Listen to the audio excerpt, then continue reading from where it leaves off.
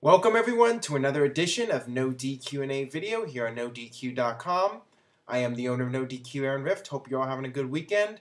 Got a lot of questions to answer about the world of wrestling, so let's get right down to it.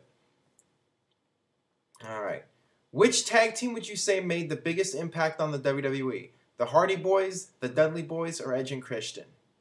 I'd have to say the Hardy Boys because Matt and Jeff Hardy broke a barrier in WWE. They proved that just because you're a backyard wrestler or whatever doesn't mean you can make it as a WWE superstar. And just because you don't have the look of a mainstream wrestler, the bodybuilding type body or whatever, you can still make it. So that's one reason why I'd say they made the biggest impact, and just the amount of risks they took and the high flying moves they did. There was just everything about them, set a new standard in WWE. So I would have to say them. What did you like better, the first Elimination Chamber or the first six-man Hell in a Cell?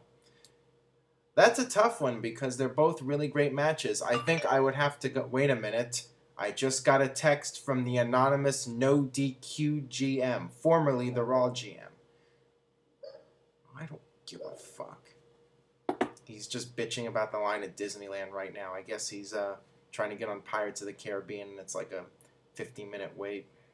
Vintage Disneyland. But anyways, back to the question. I think I have to go with the first Elimination Chamber just from the historical standpoint of it. The fact that it was at Madison Square Garden, and it was at Survivor Series, and it was Shawn Michaels competing for the world title for the first time in 4 or 5 years. So, but... that Hell in a Cell match was a tremendous match in its own right. So, yeah, really tough call. What do you think was the best year for The Undertaker? I'd have to go with 2007. From top to bottom, from start to finish, I think that was his best year in the ring. He had some of his best matches in 2007, starting with the Royal Rumble and the ending with him and Shawn Michaels. I think they went like 20 minutes or so back and forth. It was probably the best, in-ring ending to the Royal Rumble, with the exception of maybe Ric Flair winning. But in terms of just, back and forth between two guys, I think that was the best ending to a Royal Rumble match. And then you had WrestleMania 23 with Batista.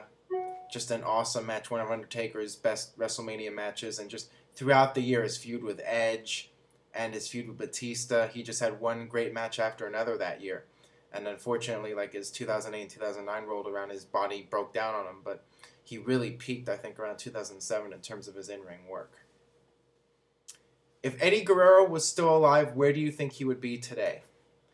I think by this point, he would be in a behind-the-scenes role. Same thing with Chris Benoit. I think both of them would have been like a Dean Malenko by now, where they'd be like a backstage agent, or they'd be a FCW trainer, or something like that.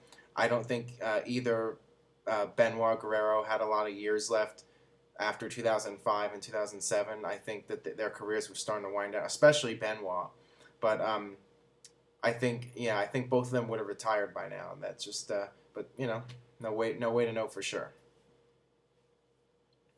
Hi, Aaron. How do you feel about having a special guest referee for John Cena versus The Rock at WrestleMania? I think Steve Austin would be awesome. I know it's unnecessary, but I think it'd be awesome to have them all leave the ring together, with Rock and Austin ending with a beer bash. Well, I'm sure you and all the Attitude Era fans would love to see that, but yeah, it is unnecessary. You already have The Rock and Cena. Let those two have their match. Let them be the spotlight. There's absolutely no point in bringing in Steve Austin in any capacity, whether he's in the corner of somebody or to be a referee or to be an enforcer or whatever. It just takes away from Rock and Cena. Those two are going to sell WrestleMania on their own. That's what everyone wants to see. Just let that match happen. If Steve Austin comes back, he's best off coming back in his own program, in his own match. And that's just the way it is. It would be a bad idea, and it's highly unlikely it's going to happen. Hey Aaron, I'm a long-term fan, but leaving my first question, so I'm pretty excited. Do you think Shawn Michaels would have been more or less successful if he went to WCW in 1996? I think he would have been more successful because he was always pretty much, and the question ended. Well, if you go by with what happened with Bret Hart, I think it would have been a similar situation. I think Shawn Michaels would have went to WCW. They would have had no idea what to do with him. He would have been frustrated. He would have just phoned it in, and it would have just been a flop. And especially when you look at that Shawn Michaels around that period, you know, he had the reputation of throwing temper tantrums and throwing hissy fits, and you know, he probably just wouldn't have, you know, put in his best effort in WCW, and who could blame him? You know, a lot of those guys in WCW were, you know, getting the big money and or whatever, and just didn't really care. They just went out there and just, you know, Shawn Michaels likes to take pride. You know, when he mocked Hulk Hogan in 2005 during their feud, he said like, you know, I would always go out there and give it my best effort, whether there was 20,000 people in the arena or 200. But you know, during that period in 1996, 1997, it wouldn't surprise me if Michaels, you know, did the same thing as Nash and Hall and Hogan and just collected the paycheck and just did whatever. I'm asking it again because it bothers me.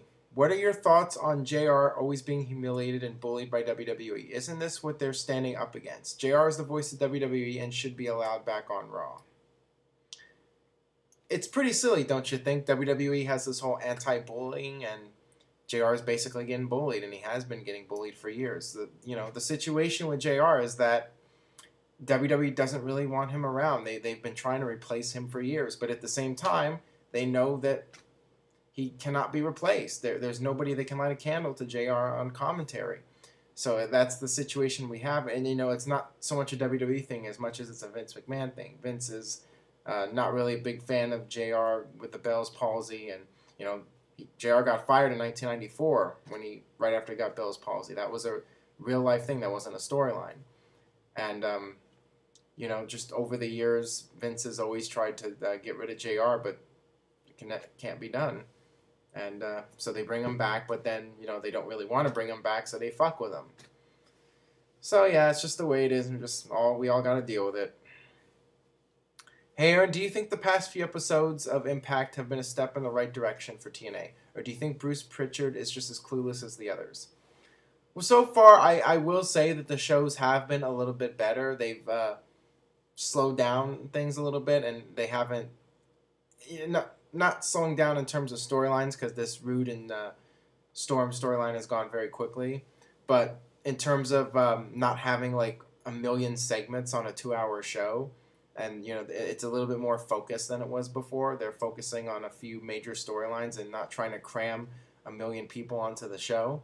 So I do think it's better in that regard. So I do think Bruce Pritchard brings a little bit to the table. He's had the experience over the years working for WWE, and I do think it is at least somewhat of a positive at this point so far. Alright, that about does it for NoDQ&A video. You can leave a comment, youtube.com/NoDQCAW. Let me know what you think. Keep spreading the word, keep subscribing, and stay tuned to NoDQ.com for Survivor Series and Turning Point news and notes. And on that note, we'll see you next time.